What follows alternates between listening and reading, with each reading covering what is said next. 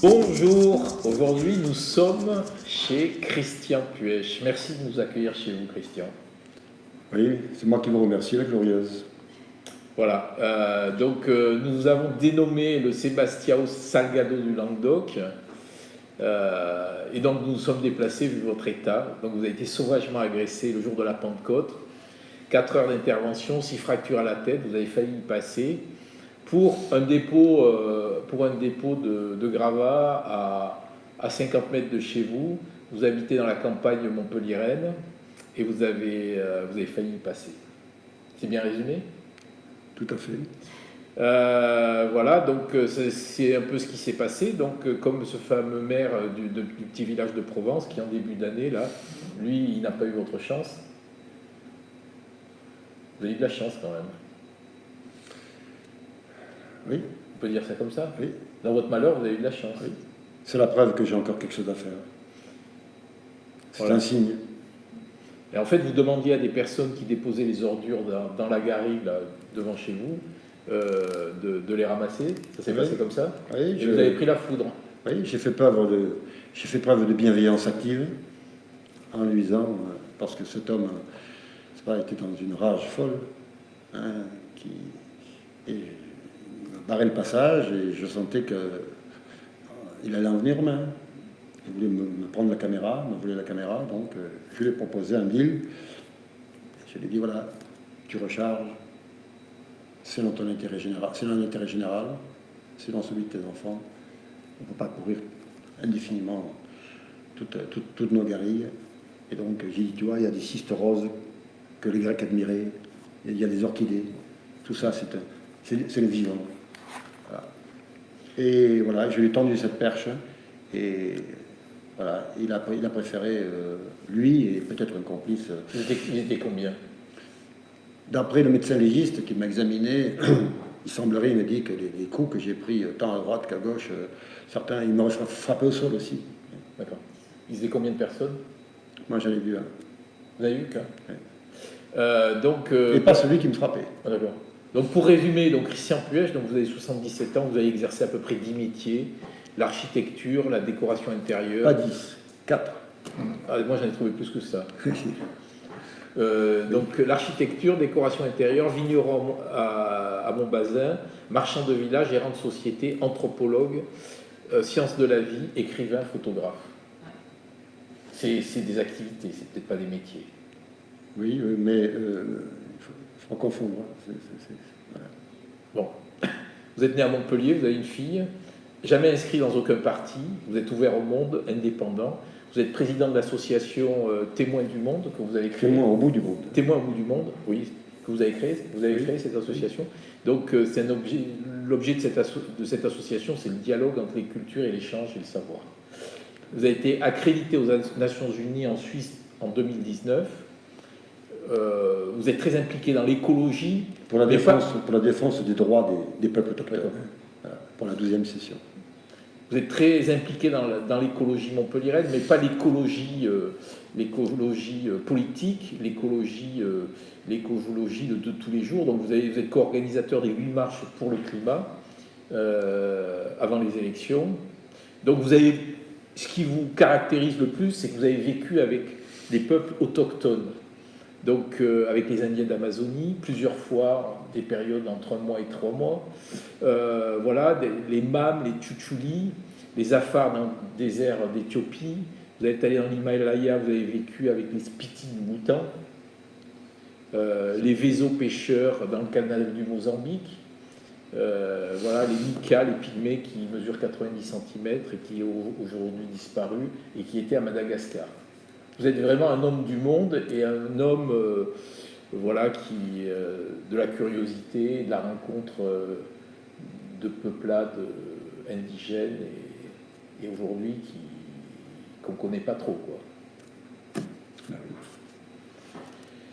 Voilà, vous avez traversé des forêts vierges, vous avez noué des liens indélébiles avec des Indiens et des peuples. Vous avez fait venir en 2017 un Guarani, une grande expo organisée à Montpellier. Guarani Kaiwa. Hein. Les Guarani. Ah, il y a les Guarani et les Guarani. Je mélange un peu, Non, c'est pas vous m'excuserez. Ladio Vérone, qui a été repris par la presse en 2017, la télévision, etc. À cette occasion, on a divulgué un documentaire qui s'appelait Peuple en voie de disparition, Guarani d'Amazonie équatorienne. Voilà, et donc qu'on retrouve sur l'INA. Hein, voilà. D'accord. Donc vous êtes un grand écrivain aussi, vous avez écrit un bouquin sur Isaac Dobransky, qui est un peintre juif, ami de Soutine et Modigliani.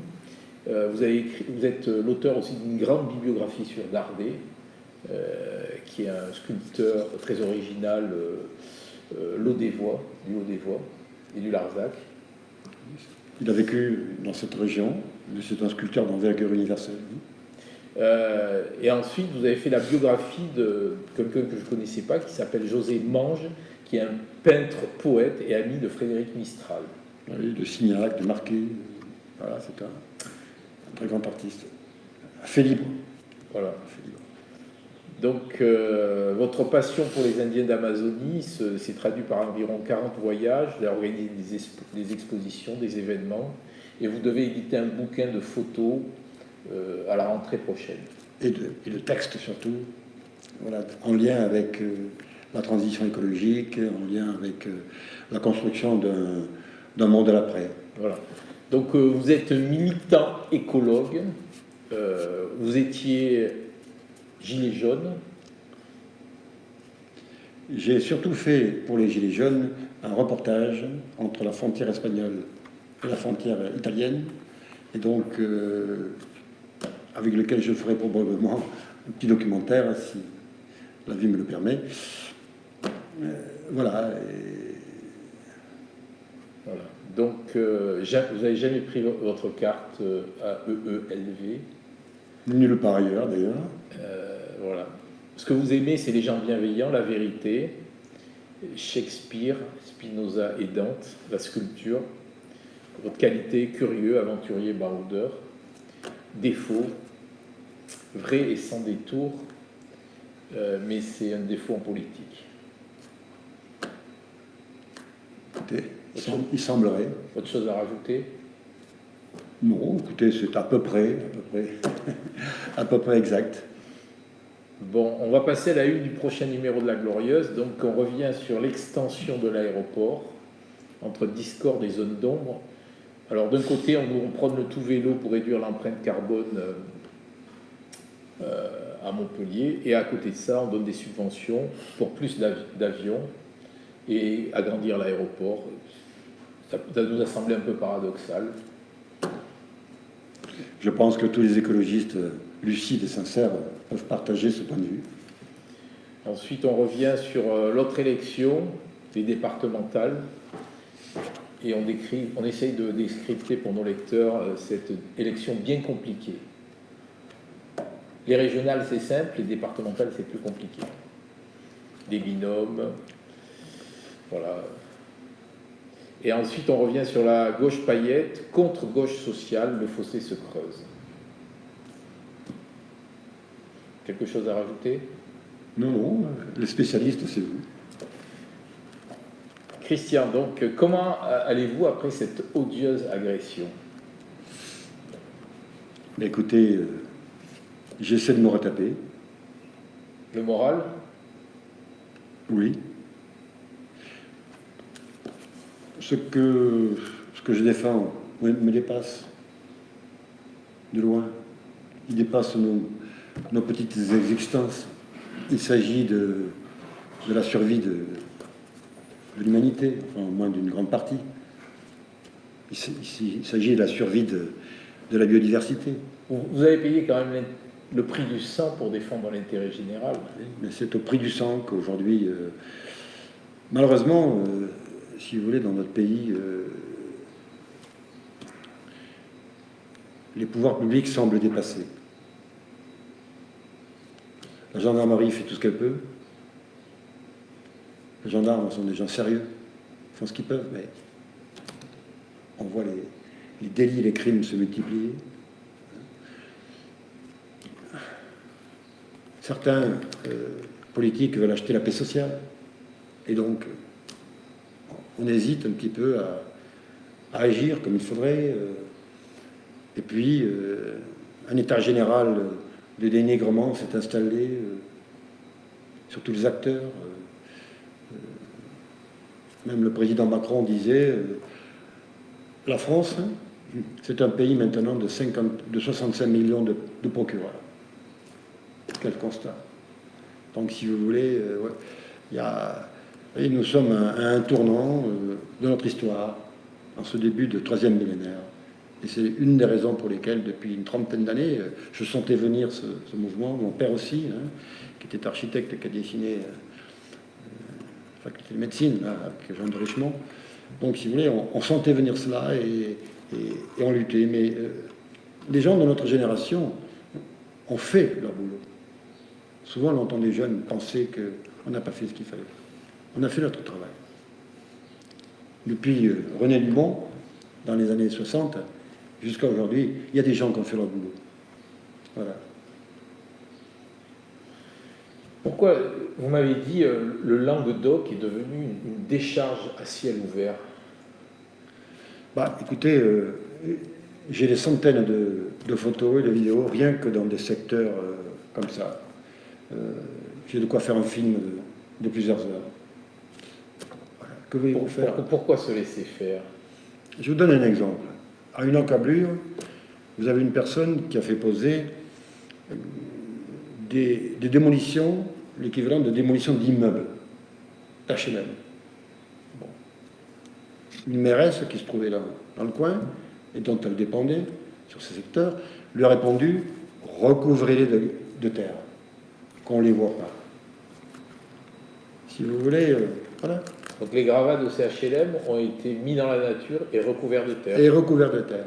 Ensuite, on a déversé des boues, plus ou moins toxiques, provenant de Malaruc, provenant provenant de déchetteries, provenant de... comment vous appelez excusez-moi, j'ai une petite perte de mémoire, comment vous appelez là où, comment dirais-je, les égouts se déversent ici dans des régions, là vous avez des nappes qui sont des... Comment vous appelez? Des centres de traitement des eaux? Oui, mais en plein air, vous savez. Oui, oui. Voilà. Et donc, lorsque les eaux sèchent, en quelque sorte, il reste du plomb, il reste des matériaux lourds, il reste différentes choses. Et puis, il faut bien les mettre quelque part. Alors, c'est répandu par-ci, par-là, sur des terrains, dans des vignes, etc. Donc, si vous voulez, voilà. Est-ce que votre agression résonne avec celle des élus locaux victimes de faits similaires? Je pense que c'est une ambiance générale. Il n'y a plus de respect. Il n'y a plus de respect. Il n'y a plus de respect de la vie, du vivant, des valeurs. Il y a tout qui parle au travers. Où en est l'enquête? La police fait son travail. Je n'ai pas de nouvelles pour le moment. Vous avez parlé d'une souscription parce que ça coûtait 800 € de faire une espèce de triangulation pour savoir qui était là le jour où vous avez été agressé avec le téléphone. Ah, j'ai posé la question. Grâce à la géolocalisation, il semblait qu'on puisse arriver à savoir qui est passé sur ce chemin aux heures suspectes. Et il semblerait que ce soit plus compliqué que ça. Il faut l'autorisation des autorités supérieures et puis il y a un coût, 800 €. J'ai proposé de payer. Et c'est incroyable que la gendarmerie demande à une victime de payer pour l'enquête. Ils m'ont pas demandé de payer, ils m'ont dit que c'était compliqué, que ça se faisait pas comme ça. Et que ça coûtait ça. Et que ça coûtait ça. Et qu'ils n'avaient pas les moyens. Ils ne m'ont pas dit qu'ils n'avaient pas les moyens. Ils n'avaient pas l'envie. Simplement, non, pas du tout. Simplement, ça ne dépend pas de... Ça ne dépend pas d'eux. Il y a des autorités au-dessus qui décident. Voilà. D'accord. Pourquoi, selon vous, les décharges sont si nombreuses dans cette région? Écoutez, D'abord, c'est la conséquence de la surconsommation. La sururbanisation aussi, peut-être. La surconsommation, également, vous avez un mitage assez important ici dans le Midi, hein, et donc des personnes, si vous voulez, ont des déchets, hein, voilà, produisent des déchets, elles en accumulent par des travaux qu'ils réalisent, et puis ensuite, les décharges, il faut payer. Vous savez qu'il y a parfois dans des... Ça coûte parfois 1000 euros le mètre cube, ou la tonne, je crois plutôt la tonne, 1000 euros la tonne pour que des déchets soient acceptés dans certaines déchetteries. Hein, voilà. Qu'est-ce qu'il faudra améliorer au niveau du traitement des déchets pour éviter les décharges sauvages? Écoutez, vous avez une idée? J'ai proposé une concertation. J'ai proposé, il y a un an, mais pour l'instant, je n'ai pas de nouvelles, j'ai proposé un certain nombre d'éléments qui doivent être réunis, à mon avis, et donc une concertation avec les préfets, les autorités, les maires, et puis surtout les personnes susceptibles d'être impliquées, la population, et puis les communautés aussi, des communautés, voilà. Donc, si vous voulez, cet ensemble avec les communautés ne peut être, à mon avis, réalisé que par un dialogue des cultures, et c'est notre spécialité de l'association Témoins au bout du monde. Voilà, nous avons l'habitude de parler des communautés qui se sentent ostracisées, qui se sentent exclues, en quelque sorte. Voilà. Et moi, j'ai d'excellents rapports avec certaines personnes de ces communautés ici, dans le coin. Voilà, il y en a d'autres qui... Il y a des gens corrects, tout à fait, et puis d'autres qui le sont moins. Quelle a été la réaction du voisinage depuis que vous mettez ce combat contre les décharges? C'est-à-dire que, si vous voulez, vous avez les communes qui vivent un petit peu comme un escargot dans leur commune, un escargot dans sa coquille. Alors, à partir du moment où on ne regarde que le centre du village, tout ce qui se passe à l'extérieur a moins d'importance. Surtout si le vote dépend de ceux les plus nombreux qui habitent intramuros.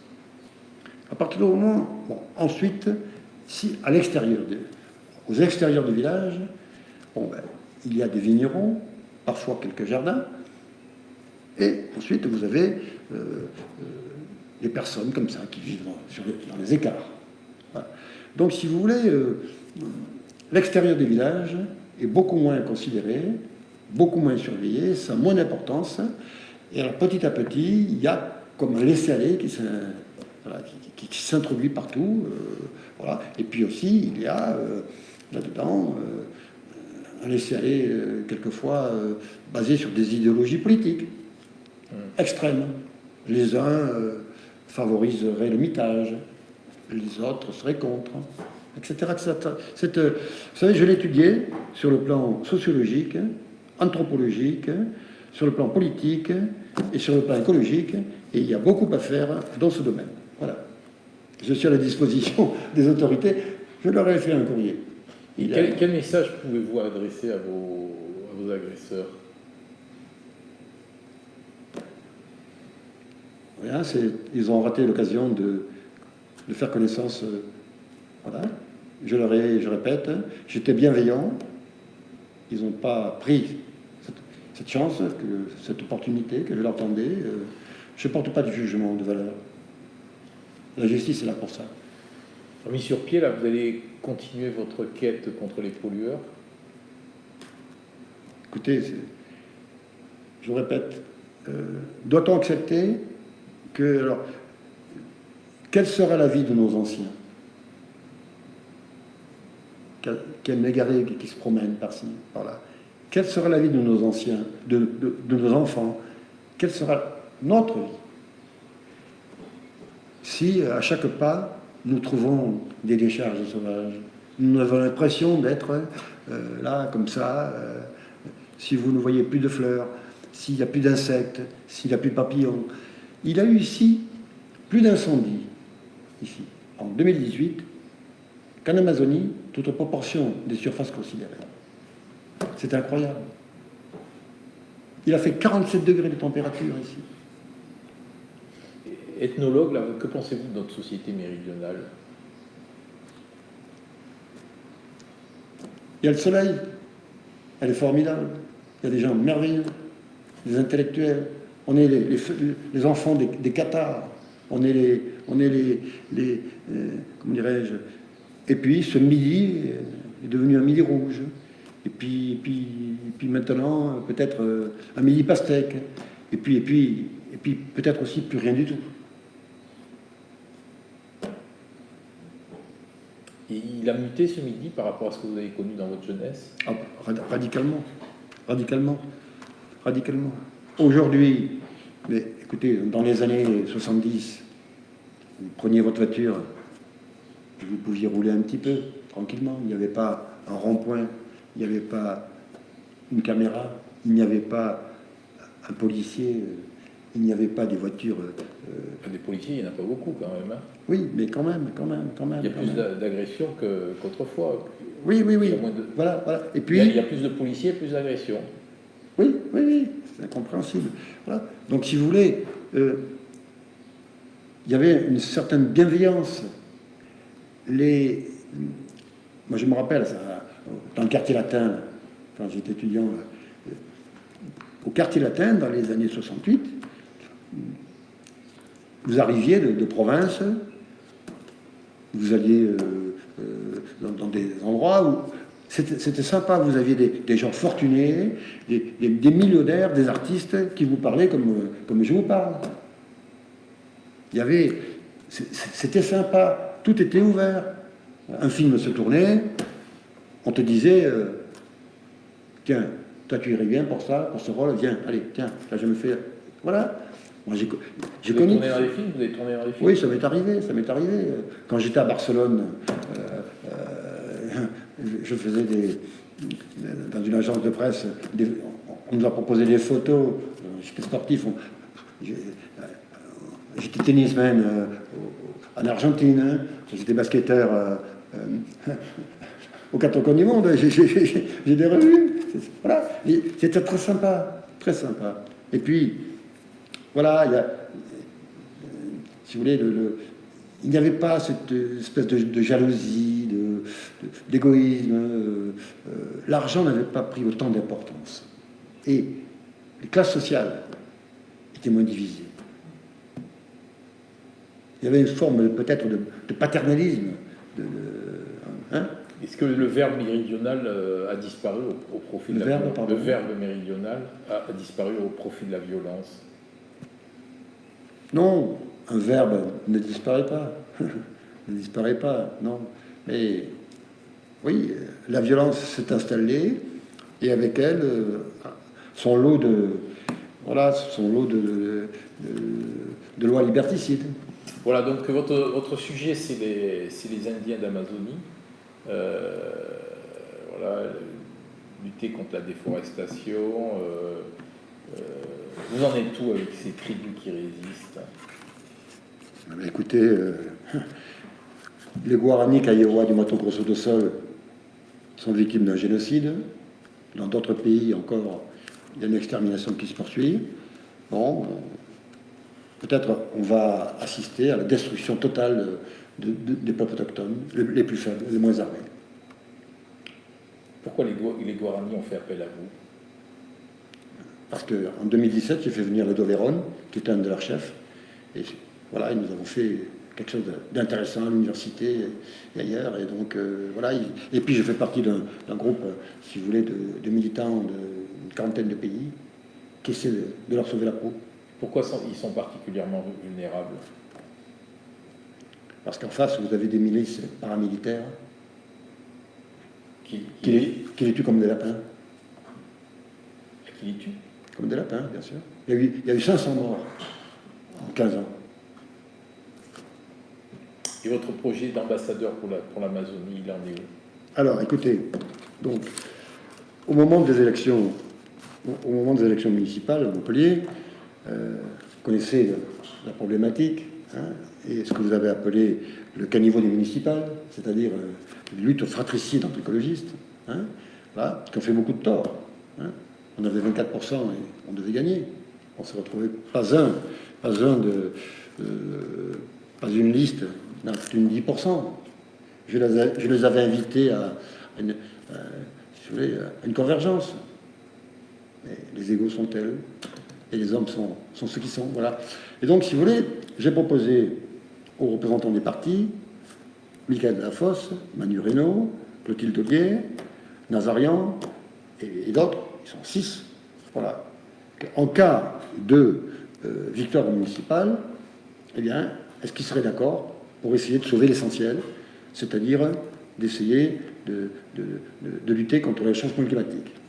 Voilà. Parce que le réchauffement climatique est en lien direct avec l'Amazonie. Ici à Montpellier, on a vu ici ou là des gens vouloir mettre 1 million d'euros pour des forêts, mettre sur la Comédie également de grands arbres autour de Montpellier, des forêts.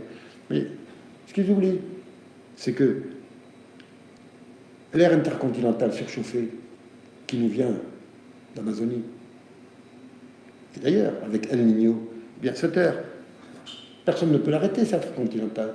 Il traverse, il est là à 10-12 mm, il arrive sur nous.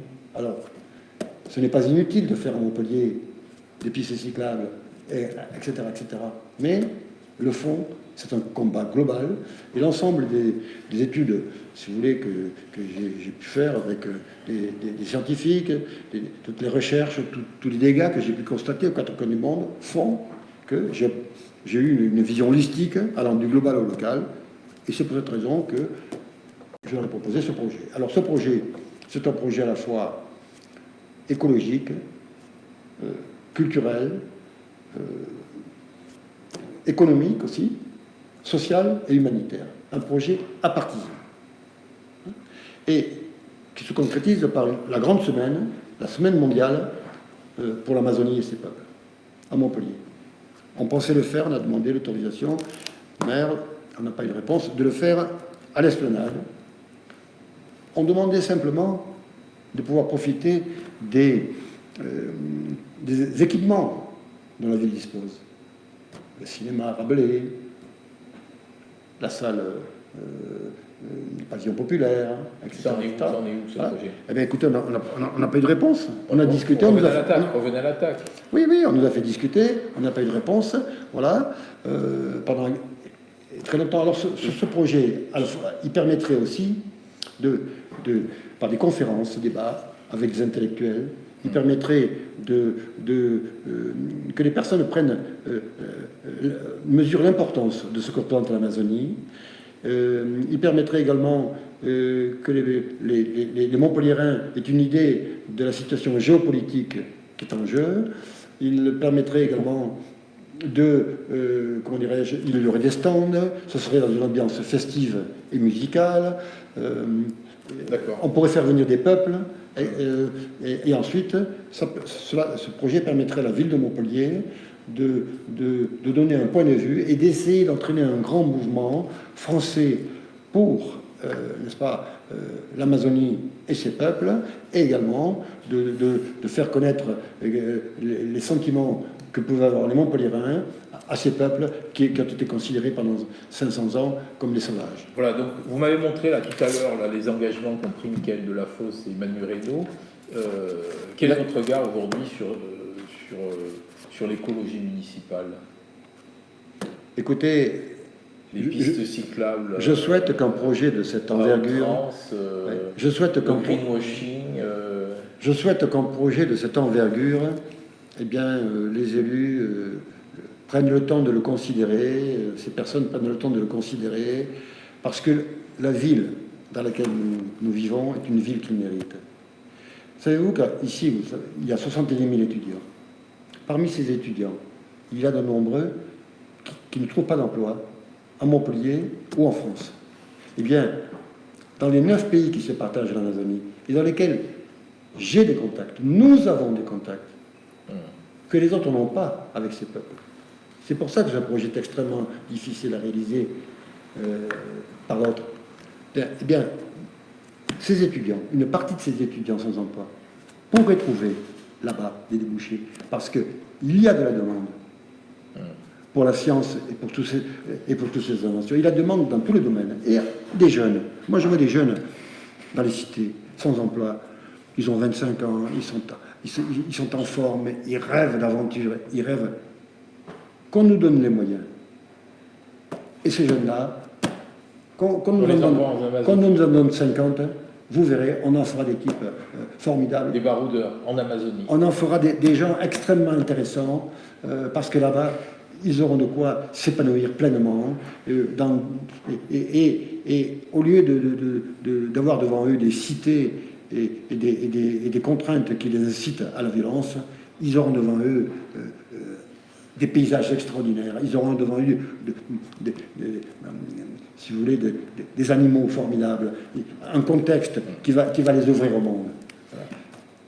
Si je n'avais pas eu cette ouverture d'esprit, il y a longtemps que je serais mort. Ouais. Ce qui manque un petit peu, si je peux me permettre une simple critique, c'est l'ouverture d'esprit. Aujourd'hui, on forme des gens, mais avec des diplômes, très diplômés, très pointus sur certains domaines. Mais cette vision multidisciplinaire avec l'ouverture d'esprit, elle est extrêmement rare. Elle est extrêmement rare et je souhaite qu'on arrive vraiment à faire quelque chose, parce que c'est un projet que j'ai proposé à Montpellier parce que j'y suis né. Mais on le fera peut-être avec d'autres villes, on le fera avec d'autres pays, mais c'est un projet, vous verrez, qui verra le jour. Revenons sur cette agression-là. Quel est le geste d'amitié qui vous a le plus touché après cette agression? Écoutez, c'est d'abord les soins que les chirurgiens ont bien voulu me prodiguer. D'accord. Celui que les infirmières... Non, oui. Oui. Voilà. Et ensuite, pour faire un peu d'humour, c'est que je suis devenu, pour les politiques qui me considéraient comme peut-être, comment dirais-je, hors sol, ou... original. Voilà, oui. Eh bien, aujourd'hui, je suis devenu leur grand ami. Vous êtes devenu l'ami de tous. Oui, je suis devenu l'ami de tous. Écoutez, j'ai des milliers c'est formidable. C'est formidable. Comme quoi, vous voyez... alors, je souhaite que... Est-ce que ça va durer? Que ça dure, que ça se concrétise par ce beau projet. Par ce beau projet, parce que ce projet, il est fait pour 400 000 personnes. Il peut attirer 10, 20, 30 000 personnes, 50 000 personnes ici, en une semaine. C'est quelque chose d'extraordinaire. Et pourquoi je le défends? Je le défends parce que je défends la vie, parce que je défends le vivant, la vérité, la liberté, et parce que j'ai la foi qui me porte. Très bien, mais sur ces belles paroles, je vous remercie. Je vous remercie, La Glorieuse, parce que vous êtes un journal, vraiment, un journal qui dit les choses, et c'est rare dans ce monde.